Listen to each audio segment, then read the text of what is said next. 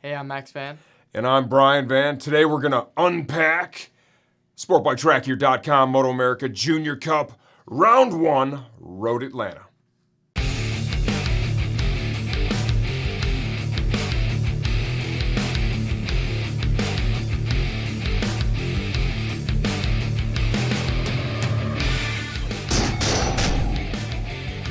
Well. What's on the table, buddy? 2 trophies from the weekend. 2 trophies from the weekend. You know, this is something that we started back in 2020. We did 3 MotoAmerica rounds in 2020. Our expectations for those 3 rounds were, hey, let's try and get a top 10. Yeah, that was the expectation. I just want to go and learn, and I You did. did. And then we spent all last year learning. Yeah. You know, you got close to a trophy a couple of times. And I either crashed or made a mistake and, lost a chance on the podium. This is really hard. You know, you're racing on a professional level against arguably the best in the country at that given time on those bikes. It's very difficult to get there. Over the off season, what'd you do to prepare? Lost 24 pounds.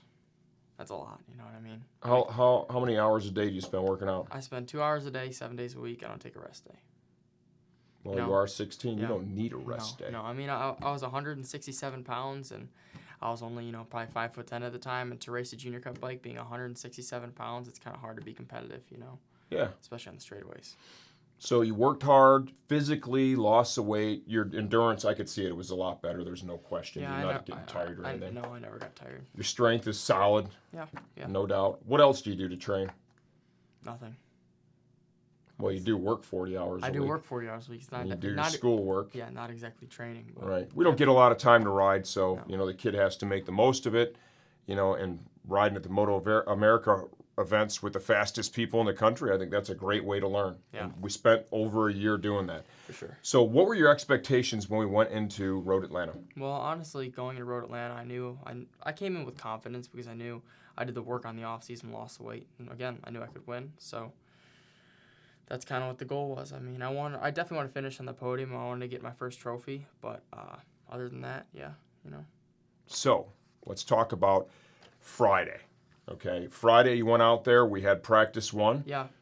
You were quick out of the gate. It went well. Yeah, I was first, and then I kind of just chilled out after I saw that I was P1. I kept coming around, so it kept saying P1. I was like, all right, chill out, take a break. And what'd your teammate do to you? My teammate on the last lap drafted me, and he beat me. That's right. By time, by .07. That's our guy, Joe Lamandry Jr. That's the other rider we have on our Junior Cup team this year. Yeah. Is that the first time Joey's nipped you on the last lap? No, it's not. He has a way of doing that. He has a way of doing that, and he's smart with it. So yeah, Joey's a great rider, and a great kid, and that's another reason why he's on our team. So, in practice session 1, we had the 2 fastest guys. Yeah. We had Joseph Lamandry Jr., P1. We had Max Van, P2, and then Cody Wyman finished that one in P3. Respectable lap times. We're out on the track very early. I think we were out there at 8:30? Yeah, it was like 56 degrees or something like that. Track was a little green, but green and chilly. Yeah. Qualifying 1 is also done on Friday, so they all got to ride twice on Friday. Basically, I think there were 30-minute sessions. Yeah. How did we do there? Well, it was weird because with last year with MotoAmerica with FP1 and qualifying, you'd go out and then a couple hours later you'd be back out on track for Q1. But this year we had like an 8 to 9 hour break in between the practice and the qualifying session. It was a long day, dude. So I kind of went out there and I had to get used to riding the bike again because when you ride in the morning and then you ride again 8 hours later, it's really almost kind of difficult to. Are you complaining right now? No, but just to get back in the groove of things. Yeah, no, 100%. I respect that. So let's talk about results here. So we're not up here for an hour. Yeah. Cody Wyman got you. Yeah, he got P1. Cody Wyman threw down a good last lap. 42-2. Yeah. Max Van, P2, respectable, 43-1. 9/10 off. Levi in P3, and then Joe Lamandry Jr., P4, with a 43-5. Mm-hmm. So both you guys, great outing. Times are pretty close, too. I got to tell you, me and Big Joe, we were feeling pretty good about our start. Yeah, I would say. I definitely was not happy being, 9/10 off the front. Something I have to work on for VIR. So I have advice for you. Do it. Just call. Ride faster next time. Ride faster, I know. Qualifying 2. So now this is early in the morning. This was 8 o'clock. This was really early. This was 8 o'clock in the morning. So 8 o'clock in the morning, but we had rubber on the track, and we got lucky. I think we had maybe 60 degrees. Yeah, and we went out on a new set of tires too. So I mean, the session went well, and we had 25 minutes to get going. 100%. This one, you ended in P2, right? Yeah. Levi was in P1. He laid down a 41.4. He did. Fastest lap of the weekend. Fastest lap of the weekend. He said For the on a great Belgian. lap. Yeah. Yeah, that session, I was leading a pack of riders behind me, giving a couple people a tow. I'm not gonna lie. You got to stop riding out front and qualifying. I gotta dude. stop riding out front. I don't know. I like to lead, and I feel the most comfortable when I'm leading. But that's not a good strategy God bless. for qualifying. Max Van in P2 with a 42.3. Gus Rodeo, P3 with a 42.7. Aiden Tao, 43.2. Joe Lemandry Jr. in there with a 43.3 in P5. So Joey was not super pumped. No. But he kind of does this to himself sometimes. Joe is a great racer. Yeah. And his qualifying, he probably needs to work on just it would make his life a little bit easier, right, if he qualified a little bit better. Yeah. But Joe is always there in the race. He's always there in the race. 100%. I mean, Joey could qualify in the third row, and he's going to be there in the race. You can count on Joey being there, I'll say that. There was no question. And we knew that going into race 1. There was no doubt Joe was going to be there. Oh, this is the good part, dude. This is the part, when I look back on this weekend, one trophy's bigger than the other. This one, for me, this is the special one. Yeah, because, it's my first one ever. I was pretty happy about it. 100%. Yeah. And it was just such an amazing, it was a great race to watch. So this race ended in almost perfect fashion for us. Cody Wyman took the win. Max Van, P2. Joe Lemandry Jr. in P3. So we had bookends for Cody Wyman on the Junior Cup podium. Got some great pictures. As you can imagine, the team was super pumped with the result from day one. It was as good as we could have expected. For me, this is the highlight of the weekend. Race 1, 100% highlight of the weekend. Race number 2. On to race number 2. Yeah. This was some of the best racing. Yeah, it's the most fun I had all weekend. Of ever. Yeah. Right? Of ever. And you came away with a good result. Racing and drama go together like peas and carrots do. They always find their way together somehow, right? And unfortunately, this race, that was the case. The eventual outcome of the race was impacted by a decision made by race direction. It just is what it is, right? In this case, we came out on top. You came out on top. You could have just as easily been on the other side of that. Okay. Almost got more so lucky or kind of played it smart in the end result. So. Yeah, and it just what it is. Yeah. MotoAmerica does a great job. The series is expanding every year. Yeah. Obviously, we support the series, so we believe in the series. Mm-hmm. And there comes a point when there's rules. I'm going to give you a really good example of this before we talk more. So when we were on the grid in race 2, our tire guy forgot to put the tire stickers on, right? And there you only get to use so many tires per weekend, and how they track that is they give you these stickers you have to put on the tires. Okay, and if you're out of stickers, well, you're out of tires and you're out of luck. Okay, so our tire guy forgot to do it. I noticed it before we went out, and I didn't put them on, and that's my fault. We qualified on the front row. And we're sitting there, and when she came to check for the tire stickers, we realized that they were not on. And I said, if we're rolling the bike off the grid, let me know. And we would have honestly just rolled the bike off the grid. If that's the rule and the ruling, such is life, It was really cool that she's like, you need to give them to me as soon as you can, but as long as you have them, we're going to be okay. Yeah. And I'm going to say this very positive thing. One of the other officials was just off the track, and he could tell that you were about to lose it. I was a little nervous, what I mean? Because I forget his name, but he's like, yo, Max. He goes, just so you know, everything's okay, dude. Your dad's gonna get the tire stickers to us. It's gonna be okay.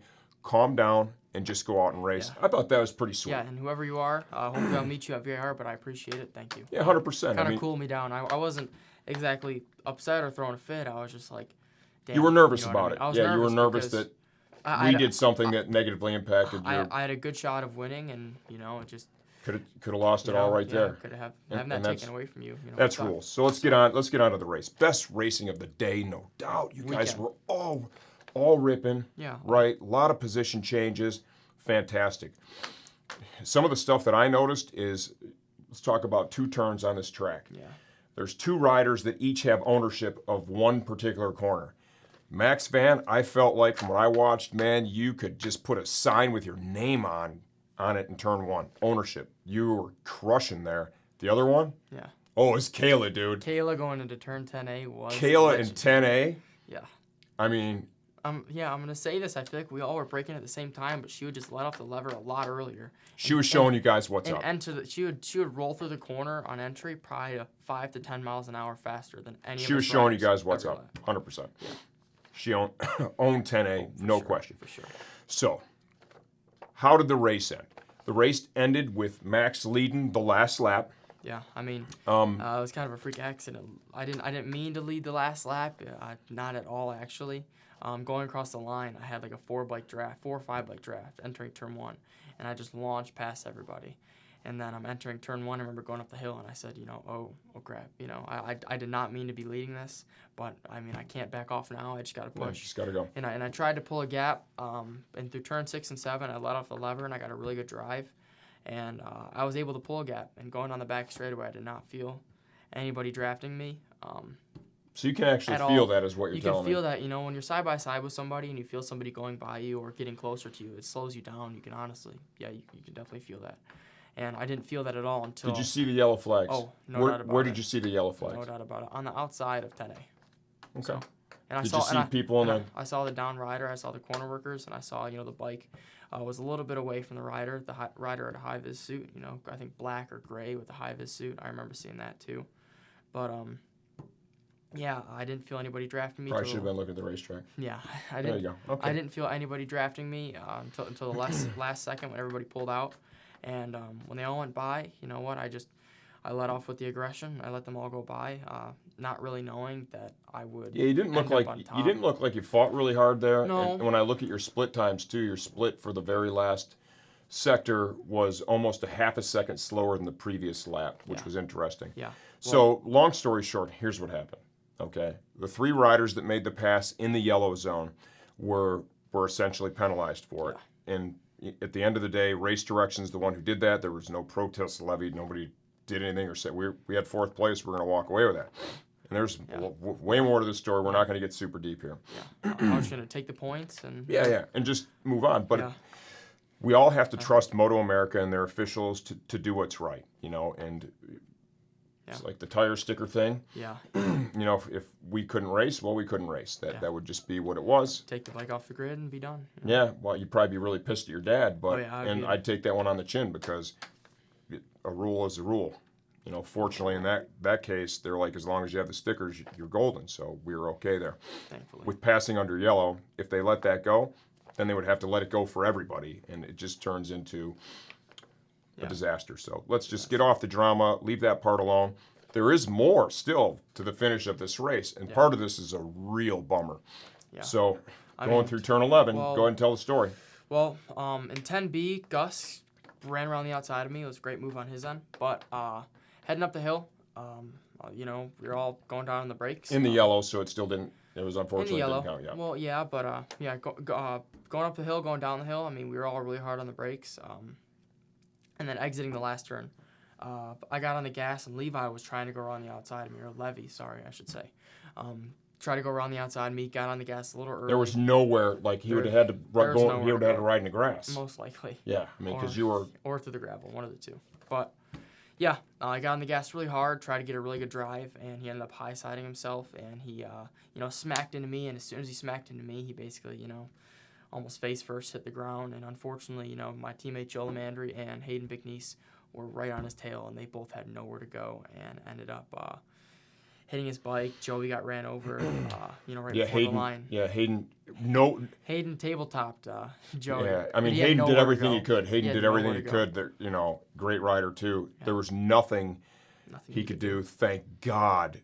Joey was in his RST airbag suit. The airbag popped. Did a great job. It protected him. His legs were not injured. Funny story here. Hayden Bickniece picked his bike up, and what did he do with it? He pushed it to the finish line. He finished 14th and still got 2 points. You know what? You got to give that kid some mad respect. Great effort. He raced 11 laps. got taken out at the end, Hardcore. picked his bike up, And walked it across the finish line. walked it across the finish line. So a big ups for Hayden, no doubt. Everyone's uninjured, which was awesome. Okay, so race is done. Yeah. You know, I'm in Park for May. Figure we're in fourth. I'm hustling to get over there to you. Yeah. I holler for Kayla as I go by the podium because the Park for May was on the other side. Yeah. Want to get over and talk to you about your finish. You seem pretty cool with it. It was a good race. Yeah, I was you had happy fun. with it. I was gonna take the points because I probably would have been, third or fourth in the championship, which I would have taken. 100%, dude. Yeah. Thought about the yellow flag rule. No big deal. I went to the podium after my team got my bike. Congratulated Kayla, Gus, sorry, Cody, I forgot to congratulate you. And I was gonna walk away back to the pit and be done for the weekend. 100%. Yeah.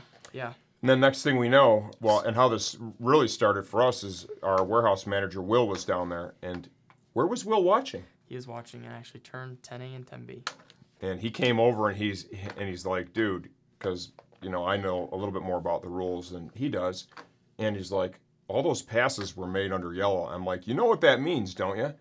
He goes, yeah, that's why I told you. So we're just standing there, and all of a sudden it gets all quiet over at the podium, and yeah. Again, I'm walking around like I'm actually. Oh yeah, you were. Yeah. It was done. So Yeah. We're not going to talk about any of that because No. that's all been sorted out this week. sure. And at the end of the day, we're friends with all these people, and they're friends with us, and Yeah. we've all meandered our way through that at this point. For sure, but I was walking away from the podium again. My team member, I forgot which one, ended up calling my name, saying they're asking for me at Park for May. I walked to Park for May. Some lady was screaming, "Max Van, go to the podium." Sorry, I forgot your name. I walked to the podium. No one was letting me through, and finally she came over here, pushed everybody out of the way, opened up the gate, and there I was in the podium, not really knowing what was going on. That's rules in racing. They have them for a reason. Yeah. I obviously broke this, like I said earlier, broke this down with the people from the series, and specifically the person who talked about watching all the footage, and Yeah. it was Wayne Rainey, and that guy knows a lot about racing. So, so this time it worked out for us. I mean, it's cool to have that. Is that the way you'd want to win it? Yeah, I mean, not exactly like today. I don't really feel like I deserve this win, but I'm really sorry to Kayla. She rode a great race, and honestly, I feel like she deserved this. But I'll take the points, and I'll take them into VIR with a lot of confidence. I just hope everybody's okay. In that wreckage in the last corner, Levi, I think something happened. I feel like he high-sided, and he landed into me. I have marks all along my boot. And I really hope everybody's okay, including my teammate, Hayden Bickniece, Levi Batty. Congrats to you all today, and I hope you guys are well soon. Truth be told, Kayla, she did win the race. She rode a great race. I'll give her that. I don't disagree. Pushed me hard every single lap. But if we have VIR, I can actually, truthfully win a race, as you should say. And again, the season's not over. If the season was over and I was standing with a championship trophy, the number one plate, then I'd be really happy. But we got 8 more rounds. No, we got a long way to go. And, if I could pick an end result for VIR, you know what I would pick? 1-1. I'm gonna push. Really hard. 1-1. I'd like to see Kayla get one and you get one, and I think what that would do for everybody, especially you two riders, is just bury this whole thing and it'd be proof that we can both win. Yeah, 100%, because you guys are both really fast riders. Yeah. Good kids, and it's tough when you're young and you get caught up in something that's not anybody's fault or anybody's doing. It just is. No. Yeah. And it kind of changed the weekend for us a little bit, but it was a really weird feeling, but yeah, can't do much about it. All we can do is just work our way through it, and we've done that. This is what I'm most happy about, and for a lot of people that might not sound right, but that's what we were gunning for. That's awesome. We ended up with that one too. That is what it is. Yeah. But take the points lead, take the 25 points from this trophy, and on VIR with a lot of confidence. Anyone would. Anyone would. Yeah. Anyone would. There's no question. And that's just part of racing. And the longer that you and I do this together, we're both learning lessons. This is the first time. Every single minute, man. This is the first time we've been caught up in any type of rule-based controversy. And I got to tell you, if I had my way, it's not going to happen again. No. Right? Not going to happen again. Did you enjoy your weekend? Oh, no doubt about it. I had a lot of fun with my friend, or friends, as I should say. Had a lot of fun with Joseph Lamandry Jr. We got real close this weekend, and I can't wait for VIR, Whose food did we eat this weekend? January's. Miss Lamandry. She cooks the greatest Italian food. Oh, my God. We are say eating that. 5-star Italian cuisine That I'll smile about. all day long at the racetrack. Yeah. Like, thank you, January and Big Joe, for bringing that food out. Means a lot. Yeah. Oh, and it's amazing, great. dude. We went from eating cold cuts to 5-star Italian. On to VIR.